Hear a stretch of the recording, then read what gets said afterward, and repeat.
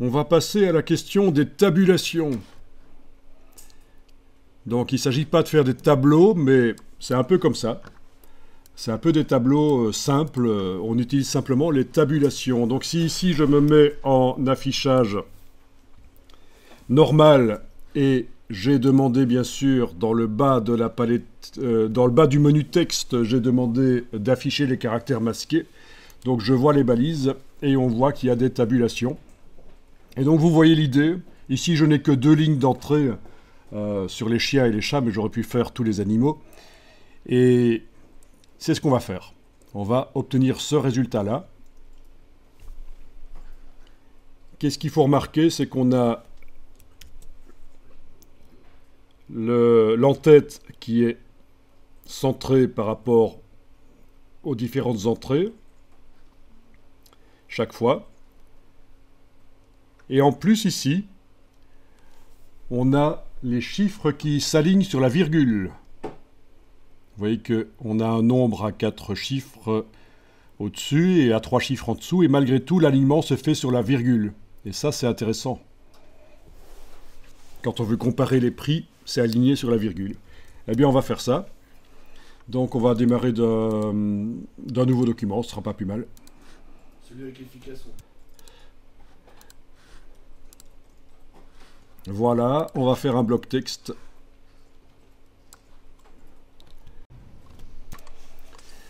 Ok, alors on va taper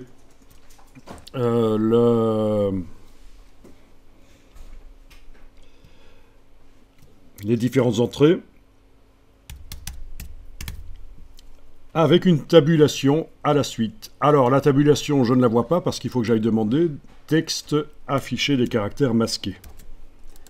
Et il faut que je sois en affichage normal, évidemment. Donc je vais commencer par espèce. Je vais faire sur les fleurs pour changer. Donc ça va être couleur. Vous mettez ce que vous voulez si vous voulez mettre autre chose. Tabulation. Je vais mettre nombre. Puis je vais mettre prix. Prix, on a dit.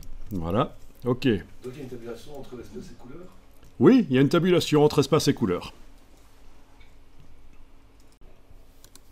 Donc j'enfonce la touche retour chariot. J'ai créé une balise de fin de paragraphe.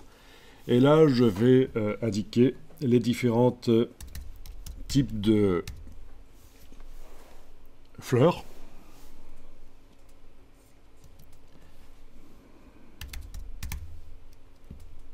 Chaque fois que la tabulation. Et alors le prix. Voilà. Ah oui, encore une fois, comme on a vu tout à l'heure, les glyphes, vous devez insérer un signe euro. Vous ne savez pas quoi taper sur le clavier. Texte, glyphe. Et vous allez tomber sur le signe euro quelque part. Certainement... Ah, il y a les dollars qui sont là au-dessus, mais les euros n'y sont pas. Pour la petite histoire, quand l'euro est apparu en 2000, c'était toute une histoire. Tout le monde était en train de chercher comment arriver à insérer des caractères euro parce que c'était pas prévu dans les polices de caractères. Alors, je suis quand même ennuyé là parce que je n'arrive pas à voir où ils ont mis le signe euro. Mais une fois que je l'aurai utilisé une fois, il va apparaître là dans les récemment utilisés. Dans le champ de recherche. Dans le champ de recherche, oui, je vais peut-être taper euro. On va voir. Ah ben oui, bien vu. Vous voyez, c'est vous qui commencez à m'apprendre InDesign. Tu l'as sur le clavier, l'euro? Ouais. Ah oui? Option et puis le signe dollar. Ah, option dollar, c'est l'euro. Ah oui, il est là, en effet. En effet. Ben, tout évolue. Hein. Donc voilà. J'ai juste un petit souci, moi, quand je fais table. Alors, si quand tu fais tabulation, il te met à la ligne, c'est peut-être que c'est trop grand, les caractères. Il faut peut-être... ou le bloc est trop petit. Moi, le bloc, je l'ai fait sur toute la largeur et les caractères sont quand même assez petits. Moi aussi, c'est du 12 et c'est sur toute la largeur. Donc, c'est certainement parce que tu as récupéré des tabulations qui ont été faites, des valeurs de tabulation qui ont été faites précédemment par d'autres personnes. Donc, la solution Et là, de toute façon, tout le monde peut le faire parce que c'est l'étape suivante. Vous avez le bloc qui est sélectionné. Vous allez dans le menu texte, tabulation. Vous avez la palette tabulation qui arrive et elle est calée sur le dessus du bloc. Si vous la déplacez, voire même redimensionnez, il est possible de la remettre au-dessus du bloc qui est sélectionné grâce au petit aimant ici. Oui, ça représente un aimant.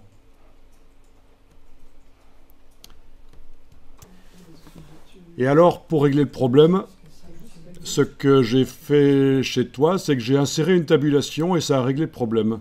Donc les autres peuvent insérer des tabulations. Alors, tabulation qu'on va insérer, ça va être une tabulation de ce type-là. Donc j'ai cliqué à cet endroit-là, j'ai une tabulation là qui est sélectionnée. Si je la prends et que je la sors, elle disparaît. Hein. Mais là, je vais la remettre. Et la tabulation va être de ce type-là, centrage. Donc quand elle est sélectionnée, il faut centrer. Et on va en mettre d'autres. J'ai pas la petite flèche. Donc vous devez cliquer pour la mettre. Voilà. Et puis quand c'est mis, vous les déplacez. Donc je vous rappelle qu'on a cliqué pour les mettre, mais qu'en plus on a été décidé que c'était des tabulations de centrage. Et voilà.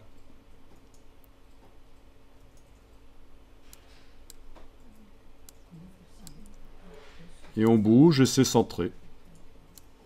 Sauf la première, parce que devant le texte de la première, je devrais mettre une tabulation. Donc je mets le curseur et touche tabulation. Voilà, touche tabulation. Voilà. Puis, en ayant le bloc sélectionné avec la flèche noire, je positionne la première colonne par rapport à la deuxième. Waouh, ça a bougé. Annuler. Voilà. Et je repositionne. Voilà. Et comme vous le voyez, les tabulations ont leur valeur X indiquée là. Donc si on voulait faire des espacements bien précis, il faudrait mettre chaque fois le même incrément. Donc par exemple 15. Vous n'êtes pas obligé de le faire, je vous montre juste. Hein. 15, 45, non 45 c'est trop, 30, 30 c'est trop peu, on va mettre 40. 40, donc j'ai mis 25, entre 15 et 40 il y a 25 de différence, donc là je vais mettre 65, puisque 40 plus 25 c'est 65. Mais ça vous n'êtes pas obligé de le faire, vous pouvez positionner à l'œil. Hein.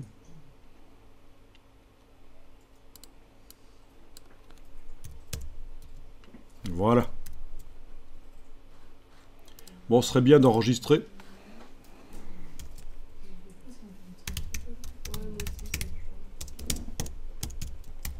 Alors, ça fonctionne pas? Donc, il n'y a qu'une seule ligne d'entrée. Je vais mettre le curseur à la fin ici. Et retour chariot pour faire une fin de paragraphe. Et là, je vais taper tabulation. Et ça va être un autre type de fleur. Tabulation. Voilà. OK. Voilà. Et ce sont des roses très chères. C'est un nombre d'euros à 3 chiffres. Voilà.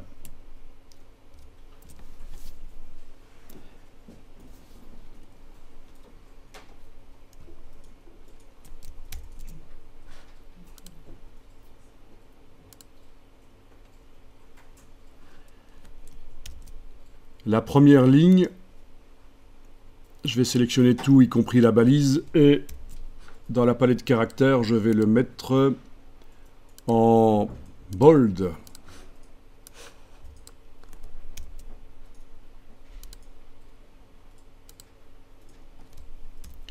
Voilà. La taille pourrait être modifiée aussi. Je pourrais même mettre par la palette paragraphe un filet en dessous. Menu de la palette paragraphe. Et en dessous de ce paragraphe-là que j'ai sélectionné, filet de paragraphe, filet en dessous. C'est pas obligatoire. Et on gère le décalage pour régler la distance du filet par rapport au caractère.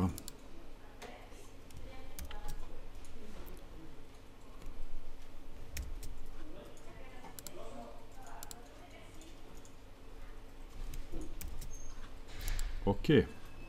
Et donc voilà ce que ça donne.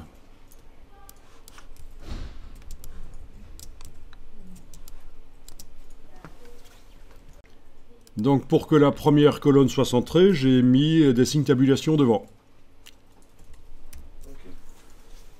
Et donc, quand le bloc est sélectionné petit aimant, voilà, on voit que j'ai le premier signe de tabulation sur la règle là qui me permet de positionner.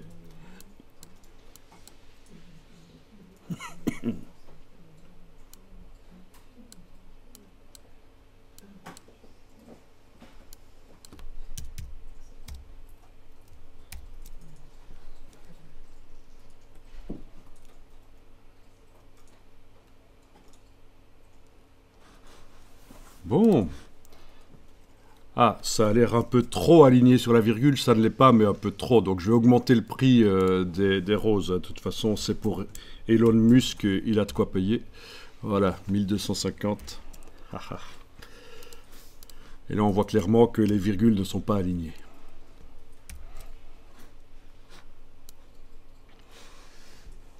Pourquoi les virgules ne sont pas alignées? Parce qu'on n'a pas, elles sont pas alignées parce qu'on n'a pas encore demandé la tabulation spéciale d'alignement sur la décimale. Bon, ben on va faire ça. Je vais sélectionner les deux lignes d'entrée et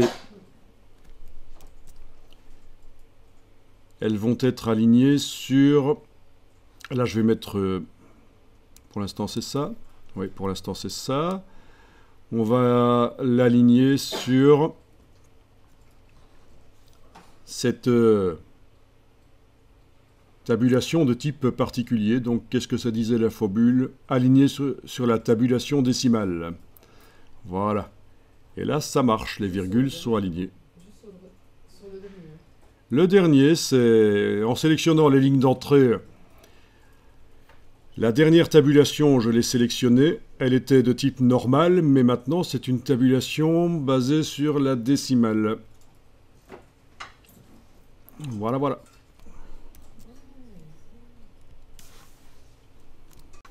Donc, vous avez votre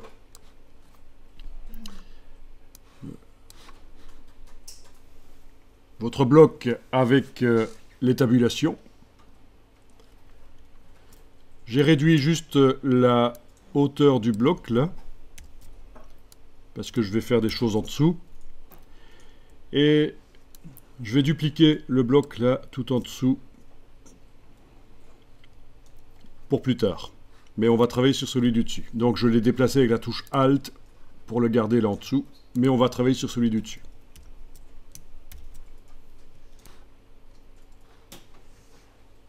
Dans le menu tableau, parce que c'est ce qu'on va commencer à voir, les tableaux, vous avez l'option créer un tableau, mais ça va vous faire un tableau vide. Moi, je veux démarrer de ce qui existe là, et donc je vais sélectionner avec l'outil texte tout le contenu du bloc. Et là, quand je vais dans le menu tableau, il me propose de convertir le texte en tableau. Eh bien, vous allez faire ça. Convertir le texte en tableau. Et là, vous avez une boîte qui apparaît. Quel est le séparateur de colonnes? Ça pourrait être une virgule, un signe de paragraphe ou tabulation, mais actuellement les colonnes, c'est les tabulations qui déterminent les colonnes. Donc c'est bon, tabulation. Séparateur de ligne, qu'est-ce qui indique qu'on passe à la ligne suivante du tableau? Ben, ce sera une balise de fin de paragraphe, c'est bon. On a déjà des possibilités dans le document éventuellement qu'il y ait des enregistrements, de descriptions de tableaux, des styles de tableaux qu'on aurait fait, mais il n'y en a pas ici, donc on va prendre tableau simple. Et vous cliquez sur OK. Et voilà, vous avez un tableau. Enregistrez ça sous le nom tableau 01.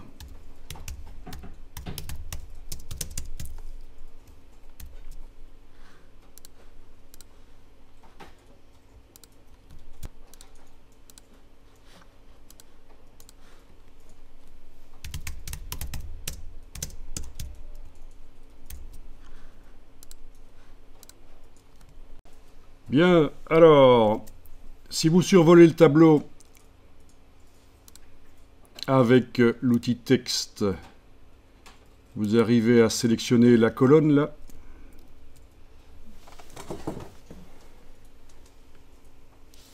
Donc c'est comme dans les tableaux dans d'autres logiciels, on arrive à sélectionner les colonnes ou les lignes avec l'outil texte. Donc, quand vous avez sélectionné la colonne avec l'outil texte, vous faites un clic droit et vous demandez supprimer colonne dans ce cas-ci. Voilà, comme ça la première colonne qui ne servait pas n'y est plus. Si jamais vous faites une sélection sur une ligne supprimée, il vous propose de supprimer la ligne cette fois-ci, mais on ne va pas le faire.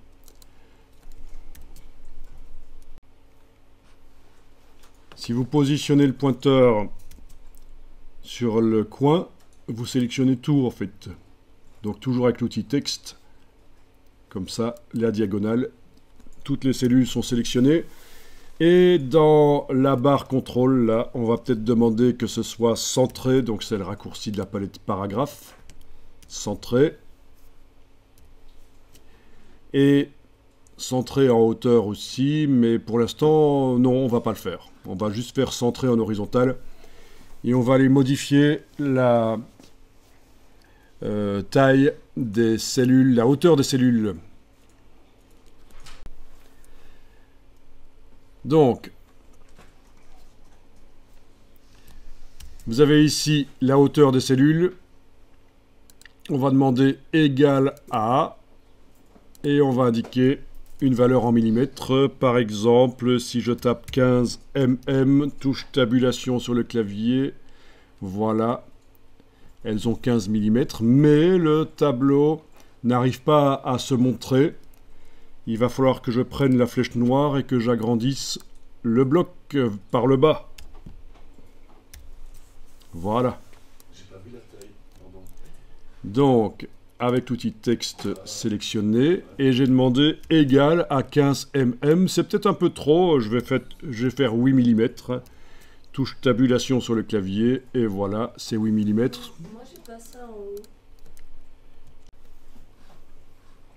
Voilà, donc chez toi, on ne voyait pas toute la barre contrôle parce que visiblement, il n'y avait pas assez de points affichés sur l'écran. Donc je suis allé dans les réglages système et à moniteur, j'ai cliqué pour avoir plus d'espace. Bon, voilà, c'est pas génial. C'est raison pour laquelle moi j'ai installé un petit module supplémentaire qui s'appelle Display Menu et qui permet de récupérer sur les Mac un réglage à l'ancienne avec les résolutions qui s'affichent. Vous savez, chez Apple, ils essayent de simplifier les choses pour que tout le monde soit à l'aise, mais finalement ils enlèvent des fonctionnalités. Mais malgré tout, on s'en est sorti. Je suis allé donc dans le menu pomme, réglage système, moniteur, et j'ai cliqué sur les petites icônes qui permettaient, et que je n'arrive pas à voir ici parce que, voilà, mais qui permettaient de modifier, de faire en sorte que l'écran ait plus de points, et donc on a vu un peu plus de la barre contrôle, mais malgré tout, ces parties-ci, tu ne les as pas. Elles sont encore invisibles. À mon avis, on ne va pas les utiliser, donc ça va aller. C'est habituel comme problème avec la barre contrôle. Quand il y a beaucoup à montrer, ça peut pas montrer tout. Bon, ben la barre contrôle, elle ne fait de façon que montrer des choses qui existent ailleurs. Donc, si je vais dans menu fenêtre, propriétés, j'ai toutes les propriétés de ce qui est actuellement sélectionné, les cellules. Donc, voilà. Le centrage, etc. Et en plus, il y a les 3 petits points qui permettent d'afficher des choses en plus à chaque fois. Donc c'est quand même On les trouve les propriétés? menu fenêtre propriété. Voilà. Donc là, à coup sûr, on a tout. La partie qui était manquante chez toi est la marge de cellules.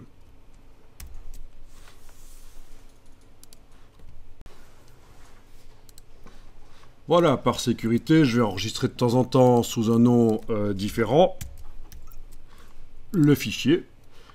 Et la largeur des colonnes, c'est ici. Donc je vais indiquer par exemple 40 mm, touche tabulation, et voilà, elles ont toutes la même largeur.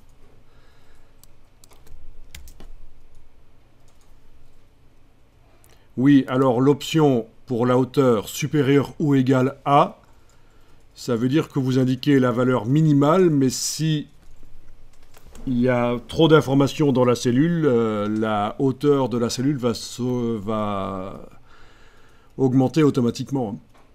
Tandis que égal à, s'il y a trop d'informations dans la cellule, vous aurez un petit point rouge en bas à droite de la cellule qui vous dira qu'il y a du texte en excès. Donc ce ne sera pas une croix rouge comme sur le texte habituel dans InDesign, ce sera un petit point rouge. À vous de voir ce que vous voulez faire. Et des cellules auto-redimensionnables ou pas, c'est vous qui voyez. Bon, maintenant on a la possibilité, on va voir ce que ça donne si maintenant on demande le centrage vertical du contenu des cellules. Avec l'icône ici, évidemment. Voilà.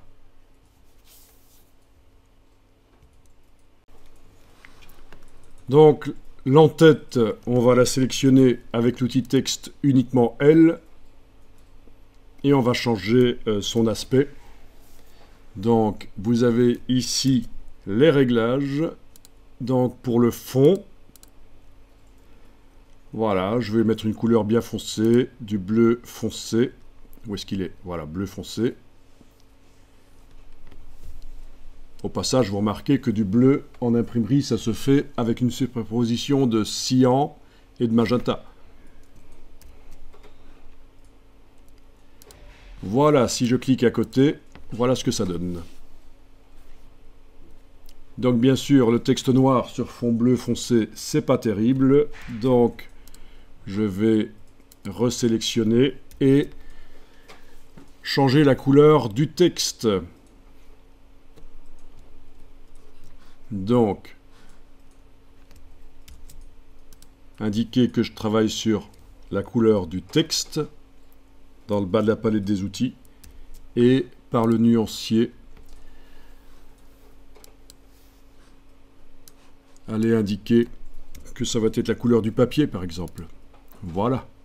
Si je clique à côté, voilà ce que ça donne.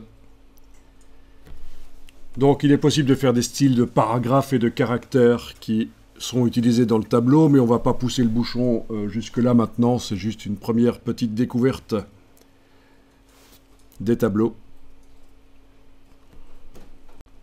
Alors juste pour vous montrer, ici je vais sélectionner le texte et demander un rechercher remplacer. Vous n'êtes pas obligé de le faire ceci, je vais juste remplacer les tabulations par des virgule, donc il faut que je tape virgule ici simplement. Tout remplacer, voilà. Terminé. Et donc ça c'est le genre de choses que vous récupérez parfois. C'est ce qu'on appelle du CSV, des données séparées par des virgules. Et donc le principe est le même. Je vais le faire ici sur une copie. Je sélectionne les données. Et tableau, convertir le texte en tableau. Ici, il va juste falloir que j'indique virgule.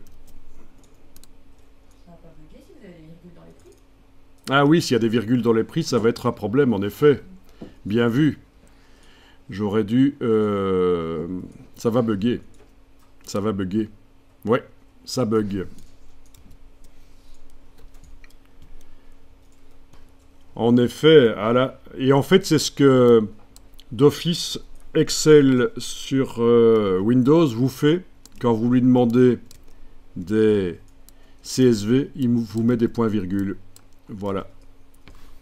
On va voir si ça marche comme ça. Sauf que quand je demande la conversion du texte en tableau, il n'y a pas point-virgule. Eh oui. Donc, ça foire aussi. Oui, mettre des points à la place des virgules dans les prix, ce serait une solution. Mais là, c'est la méthode américaine pour montrer les... c'est la méthode américaine.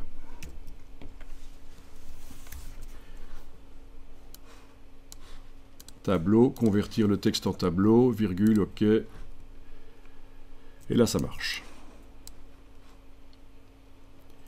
Donc, il y a tout moment, quand on sélectionne le tableau avec l'outil texte, qu'on sélectionne toutes les cellules, on peut demander de reconvertir en texte. Pour une raison ou pour une autre, on peut demander de reconvertir en texte. Voilà. Voilà. Donc, ça peut être un aller-retour.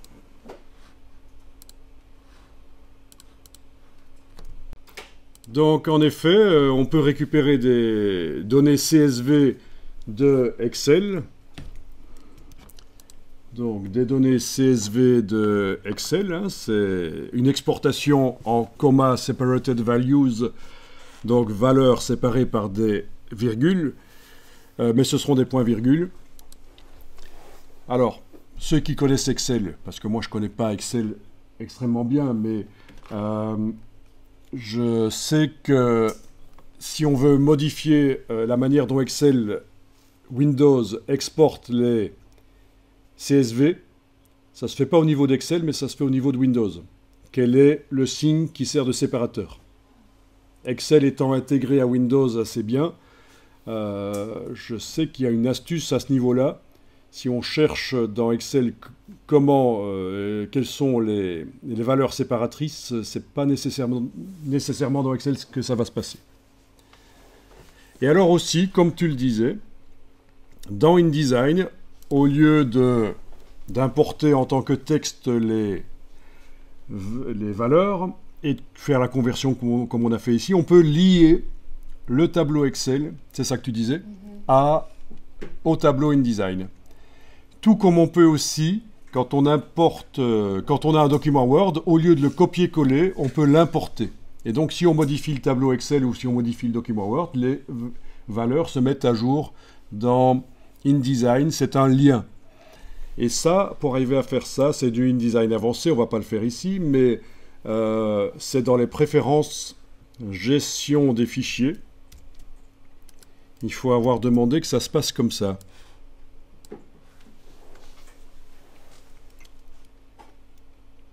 Il faut avoir coché ceci, qui n'est pas coché d'office. Créer des liens avec les fichiers de texte et de feuilles de calcul importés. À vous de voir si c'est intéressant ou pas de travailler comme ça. Alors l'idée, c'est d'utiliser bien sûr InDesign pour faire des tableaux qui sont agréables à regarder. Au niveau du design, on peut aller très loin dans le design des tableaux. Pour les magazines, pour des livres, ça peut être mieux que des bêtes tableaux Excel. Maintenant, il y a aussi la possibilité dans Excel de demander d'imprimer en PDF le tableau. Et puis vous l'importez en tant qu'image et vous avez un bête tableau Excel qui est vectoriel, c'est pas pixelisé, c'est bien net, c'est vectoriel, et vous l'importez en tant qu'image. Donc c'est aussi une possibilité. Quand on est pressé et qu'on doit mettre en page des tableaux, on peut générer un PDF au départ d'Excel et importer le PDF. Voilà. Donc, quand vous sélectionnez le tableau, vous allez pouvoir aller dans le menu tableau, insérer lignes pour insérer des lignes supplémentaires. Évidemment. Insérer ligne au-dessous et le nombre. Moi, je vais dire que j'en insère 15 par exemple. OK. Elles sont là. Mais il faut que j'agrandisse, et je vais mettre sur le côté ces deux choses-là, il faut que j'agrandisse le bloc de manière à voir les lignes. Voilà. Oui, puisqu'un tableau, c'est du texte. Il est dans un bloc texte. Et voilà. Dans les propriétés, moi j'ai un tableau. Ah, dimension du tableau. Et alors il y a des... Dans les propriétés. Oui, oui, oui. Oui, oui, oui, ça peut se faire par le mot... oui, oui, il y a 3 manières de le faire. Barre contrôle, panneau propriétés, menu tableau, et même encore une 4e manière, les clics droits, menu contextuel.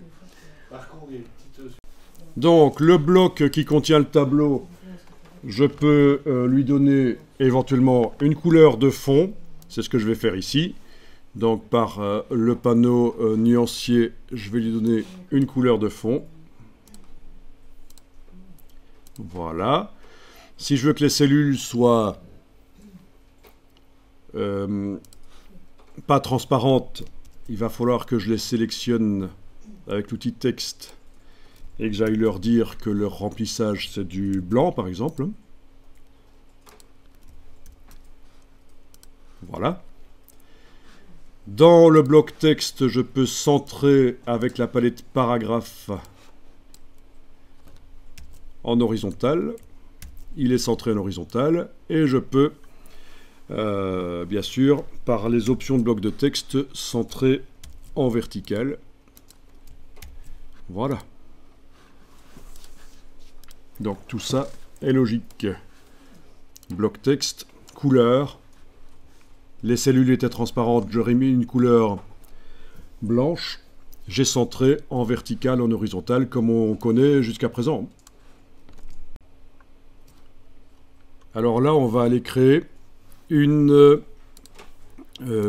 seconde page dans le document, même plus que 2 pages, plus qu'une page. On va en créer au minimum 2 parce qu'on a un document double page. Donc vous allez dans la palette page, insérer des pages. On va carrément en insérer 15, ce sera bien. 15 pages après la page 1. OK. On va créer un bloc texte sur la page 2 et on va chaîner. En cliquant avec la flèche noire sur le bloc 1, je clique sur la case de sortie ici, la petite porte de sortie, je clique sans bouger la souris, important, clique sans bouger la souris, on voit qu'il y a une petite flèche qui indique que ça va sortir, et puis je survole l'autre bloc de la page 2, et c'est chaîné. Pour voir le chaînage, c'est affichage extra, afficher le chaînage du texte. Voilà, on voit que ça coule d'un bloc à l'autre. Et donc ça peut être intéressant si vous avez des tableaux qui sont tellement grands qu'ils vont s'étendre sur plusieurs pages. Ce qu'on est en train de faire là va être intéressant dans ce cas-là. Donc quand vous avez demandé affichage extra, afficher le chaînage de texte, le chaînage ne se voit que lorsque un des blocs chaînés est sélectionné. Sinon, on ne le voit pas quand on a cliqué à côté. Alors on va faire en sorte que le tableau déborde sur la page 2. Soit j'ajoute des lignes, soit je réduis la hauteur du bloc, là, dans la page 1. Je vais réduire la hauteur du bloc, voilà. Et donc, la suite du tableau apparaît sur la page 2. logique. Donc, bonne question. Pourquoi est-ce que le bloc de la page 2 n'a pas le fond vert? Ben parce qu'on ne lui a pas donné. Mais une manière facile de le faire, ce serait de sélectionner le bloc ici, de la page 1, et d'en faire un style d'objet. Menu fenêtre, style, style d'objet. Et là, on voit que j'ai démarré d'un bloc de texte standard mais modifié. Je clique sur le petit signe plus, ou je demande simplement dans le menu de la palette style d'objet, nouveau style d'objet. Comme pour les paragraphes, je vais faire en sorte que l'objet qui est en train de créer le style utilise le style qu'il va créer. Donc c'est appliquer le style à la sélection. OK. Et donc, quand je sélectionne le bloc maintenant sur la page 2, le bloc texte avec la flèche noire, je peux lui appliquer le style d'objet que je viens de créer. Et voilà. Le centrage se fait en plus. Centrage dans les deux sens. Donc, je répète, en allant en arrière. Avec la flèche noire, je sélectionne le bloc sur la première page. Dans le menu de la palette style d'objet, donc fenêtre, style, style d'objet, c'est pour la palette. Et ensuite, dans le menu de la palette style d'objet, nouveau style d'objet. OK. Ah oui, avec appliquer le style à la sélection, c'est pas plus mal. Ceci dit, si j'oublie le cocher, une fois que j'ai cliqué OK, il suffit que manuellement, j'applique le style qui vient d'être créé là, à l'objet qui a servi à le créer. J'en suis à appliquer le style à sélection. Et là, on sélectionne le bloc avec la flèche noire, le bloc de la page 2, et on lui applique le style d'objet. Voilà. Et le fond est vert, et le tableau est centré dedans. Et ce qui est intéressant avec les styles d'objet, c'est qu'on peut modifier plein de blocs dans tout le document d'un coup. Donc si je clique à côté de tout, et que je double-clique sur la droite ici du mot style d'objet, donc il n'y a aucun bloc sélectionné. Je double-clique là, où je fais clic droit, modifier style d'objet. Quand je vais modifier notamment la couleur de fond, avec la case aperçu cochée, on va voir que ça modifie partout, dans tout le document. Si je veux mettre un contour sur le bloc, ça va être possible. Contour qui va être bleu, épaisseur du contour, type de contour. On voit le contour bleu là qui commence à se mettre sur tous les blocs qui utilisent le style d'objet. Donc très intéressant, et c'est aussi valable pour les blocs qui contiennent des images. On pourra faire ce genre de choses dans les documents. Les blocs qui contiennent des images, on pourra modifier leur bord. 50 blocs, 150 blocs d'un coup dans tout un document, si j'utilise un style d'objet. On télécommande. Donc le but du style d'objet ici, c'était pas seulement de prendre les caractéristiques ici et les appliquer sur celui-là, mais on voit qu'on pourrait modifier tout un document par le style d'objet. Tu peux remontrer juste le style d'objet, comment tu y arrives. Hein? Comment avoir les intitulés de colonnes? Les intitulés, la ligne d'en-tête, comment faire pour qu'elle soit reportée automatiquement sur toutes les pages? Parce que des données ici, sans savoir au-dessus à quoi ça correspond, c'est foireux. Et donc, vous sélectionnez le tableau avec l'outil texte. Est-ce qu'il y a besoin de le sélectionner d'ailleurs? En principe, oui, quand même. On va le sélectionner avec l'outil texte. Parce que des tableaux dans un bloc texte, on pourrait même en avoir plusieurs. Hein. Mais donc, voilà. On fait un clic droit. Option de tableau.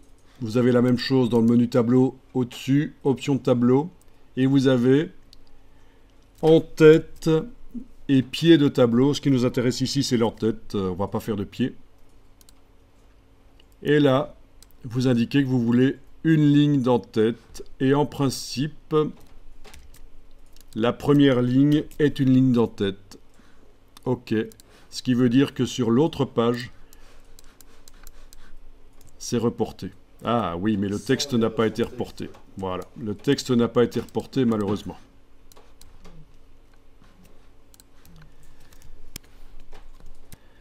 C'est ça le problème. Je vais annuler, je vais voir si je peux convertir ceci en ligne d'entête plutôt que d'ajouter une ligne d'entête. Comment est-ce que je ferais pour convertir ça en ligne d'entête? Voilà, c'est ça. C'est plutôt ça qu'il fallait faire. Parce qu'on avait déjà manuellement fait la ligne d'entête. Donc annuler. Et il faut sélectionner uniquement la ligne qui est là. Ah, il le remet automatiquement par contre. Et là, vous dites convertir en ligne d'entête. Ben oui, parce qu'elle est déjà faite. Et donc là, maintenant, ça va fonctionner. Ouais. C'est reporté sans problème, c'est là.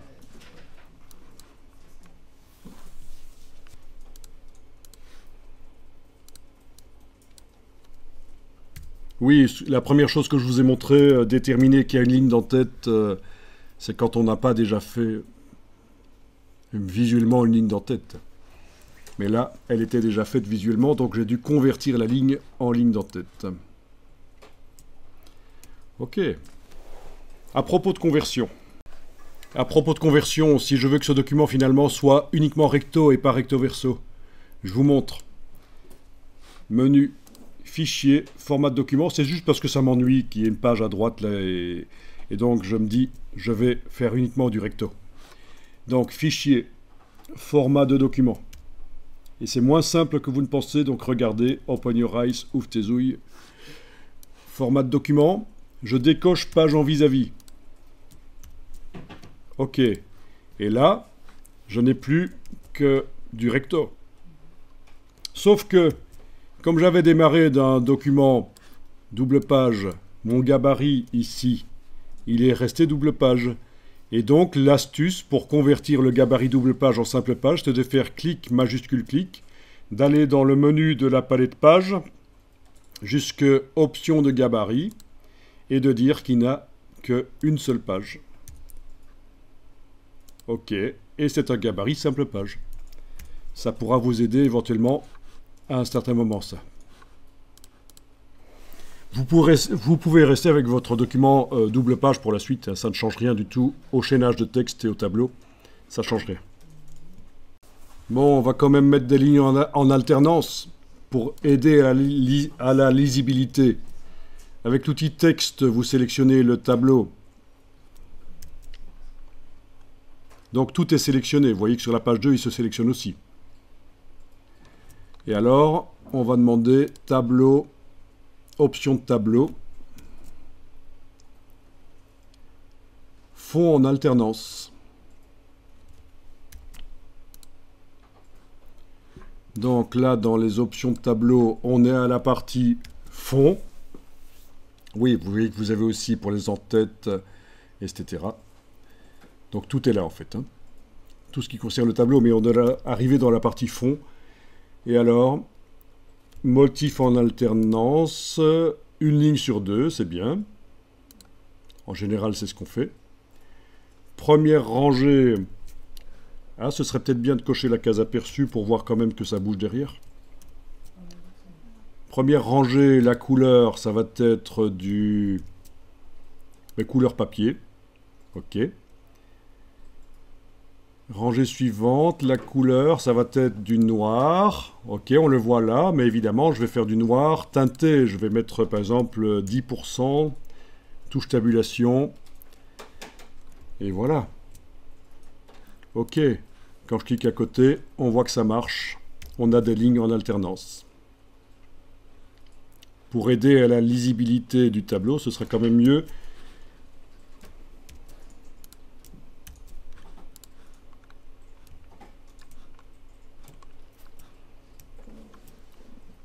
donc ça guide l'œil, évidemment, pour des tableaux complexes. Vous connaissez l'astuce.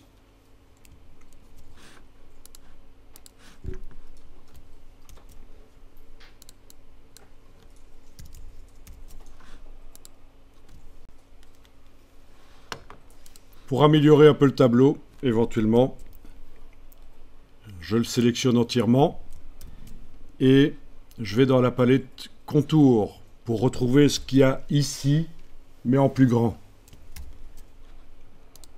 Donc, menu fenêtre, contour. Et là, je décide de ce que je vais modifier. Les croisements et les bords, ou uniquement les croisements, ou uniquement les bords.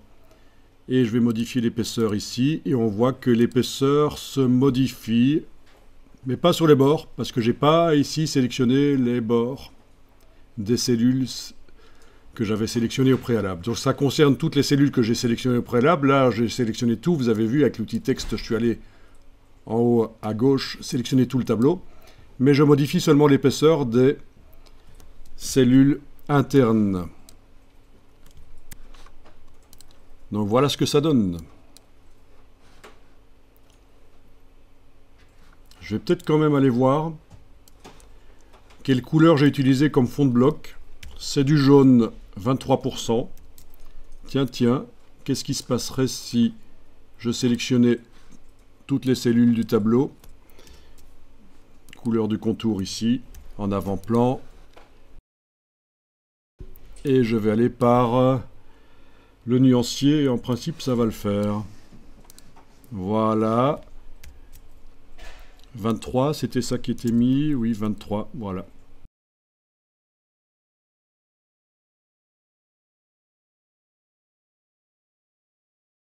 Ok, sélection du tableau. Contour. Je vais dire que je travaille sur les extérieurs, là. Des cellules sélectionnées. Et je vais mettre 0. Et donc, en principe, l'extérieur du tableau n'a plus de contour. C'est quand même beaucoup mieux. Donc, je récapépète. Avec l'outil texte, j'ai sélectionné le tableau. Dans la palette contour, j'ai indiqué que je travaille sur les extérieurs des cellules, là, de ce qui est sélectionné, pas l'intérieur. Et j'ai mis 0 point d'épaisseur. Et j'obtiens finalement un tableau plus sympa au niveau de son affichage. Le jaune pâle n'est pas ce qui contraste le mieux, mais enfin voilà. Et donc ça c'est la force de InDesign évidemment par rapport à Excel, c'est que vous allez pouvoir faire comme ça des looks de tableaux intéressants. Alors il y en a qui font des tableaux encore plus intéressants d'un point de vue visuel dans InDesign, mais ce sont des faux tableaux, ce sont juste des blocs. Vous verrez, il y a des templates de tableaux à télécharger, je vous en ai mis sur le serveur. Des templates à télécharger chez Adobe ou ailleurs, et souvent c'est des faux tableaux, ce sont juste des blocs les uns à côté des autres avec les données qu'on met manuellement par copier-coller ou d'autres méthodes. Et donc voilà, si on veut vraiment des tableaux très graphiques, à un certain moment il ne faut plus passer par le système de tableaux de InDesign, il faut faire des blocs les uns à côté des autres, vous verrez, je vous montrerai. Alors on va sélectionner les cellules du premier tableau.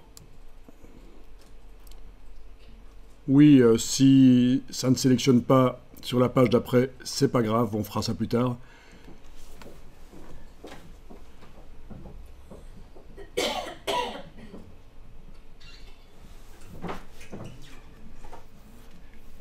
Et donc au départ de ce qui se trouve là-dedans, on va aller faire un style de paragraphe. Menu texte, style de paragraphe.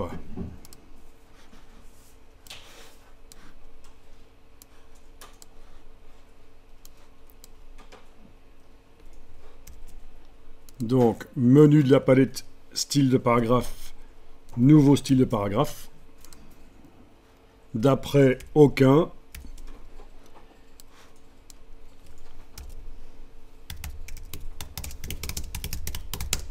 Bon, je vais l'appeler données dans le tableau 1, par exemple. Oui, parce qu'il est prévu qu'on en fasse quand même encore 14. Hein.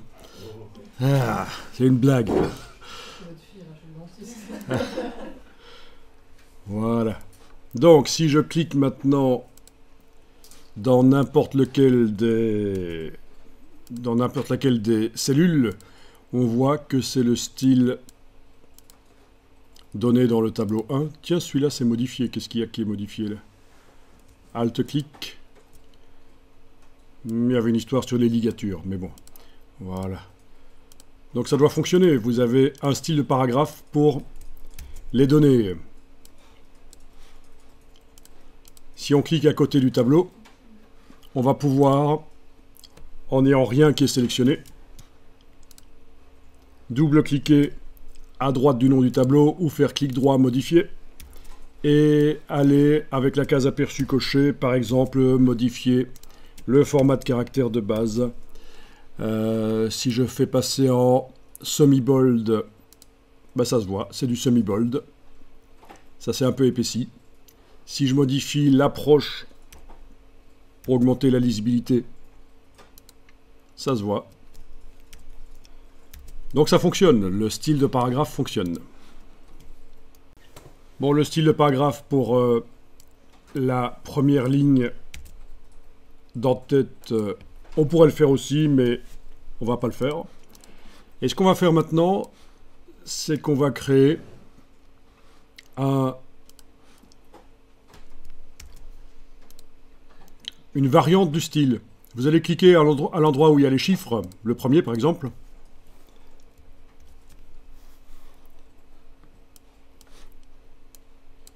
Et vous allez faire un nouveau style de paragraphe au départ de ça. Nouveau style de paragraphe. Et ce sera d'après le style qu'on vient de faire juste avant, il y a 1 minute. Donc, ça va être donné dans le tableau et aligné sur la virgule dans ce cas-ci.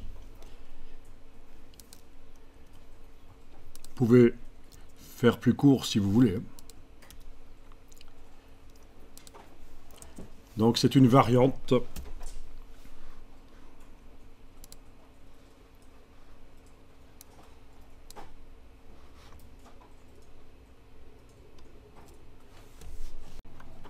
Donc ce premier paragraphe, entre guillemets, utilise le style donné dans le tableau aligné sur la virgule.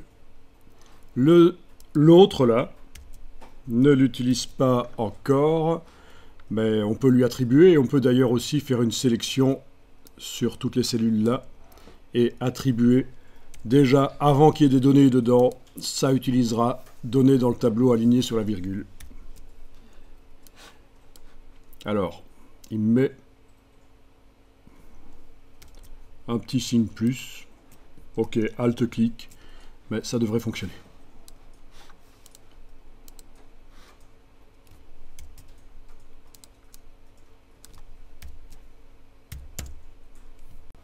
Alors, en n'ayant rien sélectionné, on peut cliquer à côté. On va aller télécommander le style donné dans le tableau, aligné sur la virgule. Donc, avec la flèche noire, j'ai cliqué à côté de tout et je vais donc aller modifier le style ici.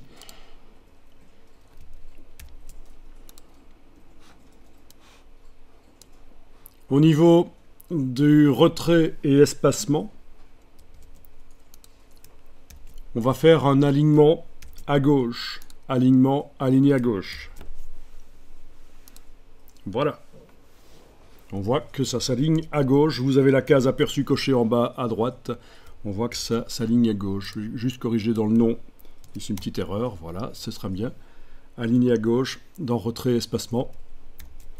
Ensuite, dans tabulation, vous retrouvez vos signes de tabulation que vous avez mis tout à l'heure. On va les prendre et les sortir de là. On les supprime, donc on appuie, on bouge. Ah oui, j'aurais pu cliquer sur tout effacer, c'est la même chose. Ça, c'est la limite de la tabulation. Ça peut être intéressant. Vous l'aviez vu tout à l'heure, quand cette règle apparaissait au-dessus du bloc. Mais bon, Et alors, ce qu'il nous faut ici maintenant que vous avez tout effacé, c'est insérer une nouvelle tabulation, mais ça va être une tabulation d'alignement sur la virgule. Et puis vous la bougez, d'où l'importance d'avoir la case aperçu cochée, parce que derrière, vous voyez que ça bouge en temps réel. Voilà, vous la positionnez. Et ça fonctionne, c'est aligné sur la virgule. Donc c'est le seul moyen d'arriver à aligner sur la virgule dans un tableau, c'est de passer par un style de paragraphe.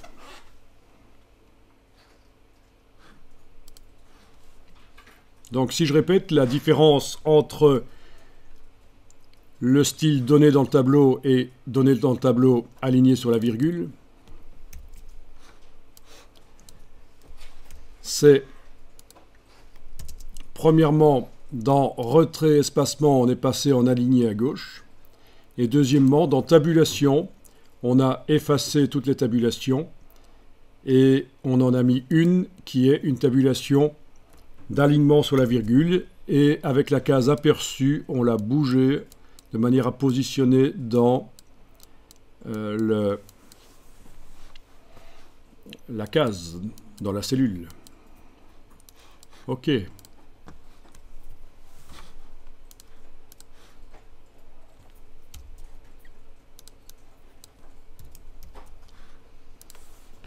Donc si ça ne fonctionne pas, prenez l'outil texte, cliquez dans la cellule et vérifiez bien que ça utilise la variante, l'enfant de l'autre style. C'est bien ça qui s'enclenche, qui est en surbrillance quand vous mettez le curseur. C'était ça le problème. OK.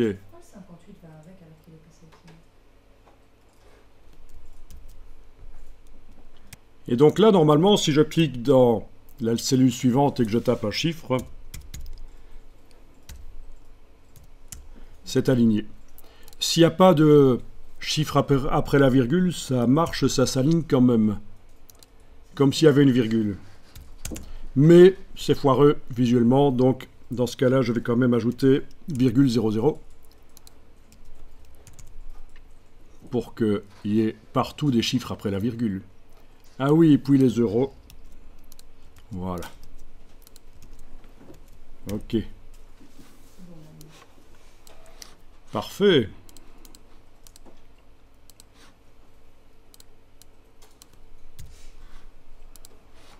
Et donc, logiquement, quand on n'a rien sélectionné et qu'on va modifier le style parent, ça devrait influencer le style enfant, sauf bien sûr les deux choses qu'on a réglées, retrait à gauche, qui ne se voit pas en fait, hein, le retrait à gauche, mais c'était nécessaire pour que l'alignement sur la virgule fonctionne, et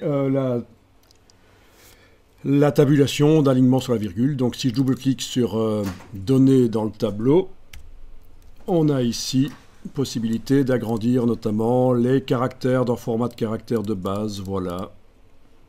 Changer la police. Helvetica. Voilà. Etc.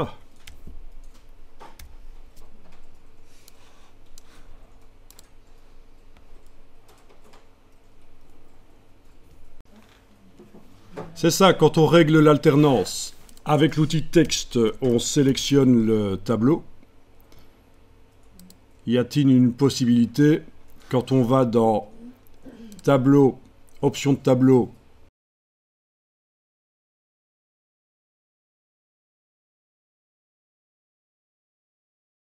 fond en alternance, quand on va modifier là, on voit que ça change, mais on ne voit pas réellement le résultat parce que c'est en négatif. Je ne pense pas. Il y a peut-être plusieurs solutions, mais en voilà une. Fenêtre, disposition, fractionner la fenêtre. Et d'un côté, vous mettez votre tableau, la même page. De l'autre côté, vous l'avez sélectionné. Donc, objet, option tableau, fond en alternance. Et là, quand on modifie, on le voit bien sur la fenêtre de droite, où bizarrement le tableau n'est pas sélectionné, quoi. Voilà, ça répond à la question.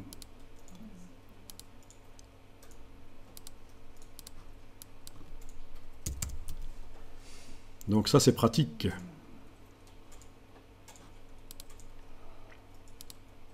Tiens, je vais mettre la même couleur pour chaque ligne, mais une des deux qui sera plus fade. Ça peut être bien aussi. Il faut quand même marquer la différence. Voilà, on va dire comme ça. 15% d'un côté pour le cyan, 30% de l'autre. Dans les options de tableau fond. Et voilà, ok. Donc ça répond à la question. C'est vrai que choisir les couleurs sans vraiment voir, c'est pas terrible.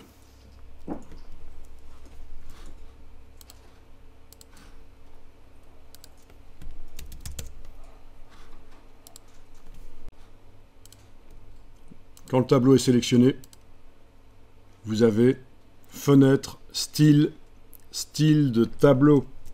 Vous pouvez stocker le style de tableau pour l'appliquer ailleurs. Donc fenêtre, style de tableau. Vous avez la possibilité de créer un style pour pouvoir l'appliquer tout de suite à un autre jeu de données en CSV. Et ça prendra l'aspect du tableau qu'on a ici. Vous avez aussi les styles de cellules. Ça parle par soi-même. Hein. C'est pour faire un style pour une cellule. Quoi d'autre? Tous les styles sont là.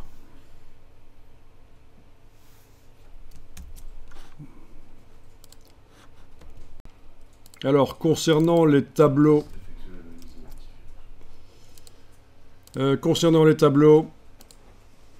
j'ai ici des exemples de tableaux à vendre sur le web. Eh oui, il y a des plages, des montagnes, etc. Non, je rigole. C'est des tableaux InDesign.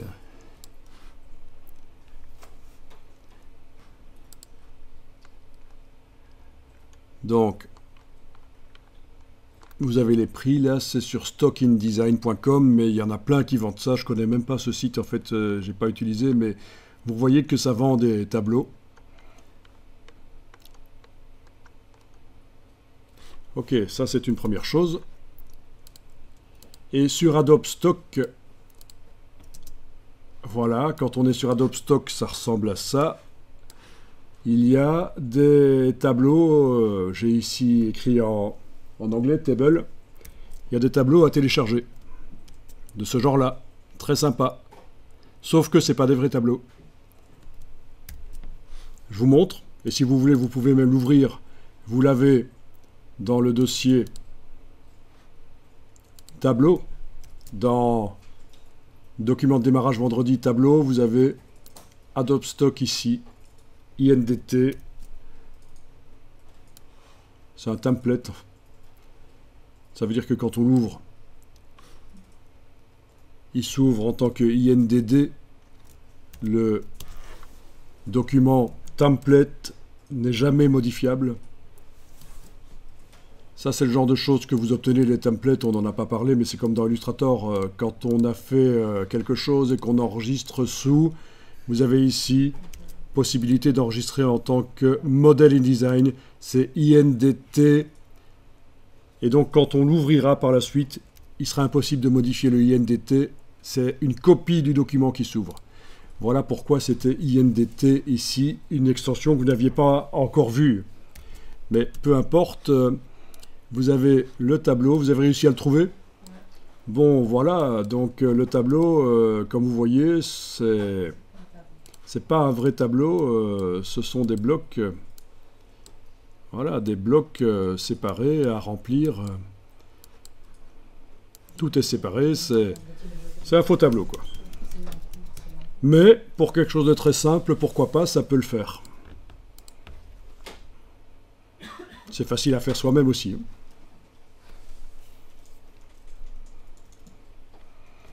Il serait même possible au départ d'un vrai tableau de faire ça.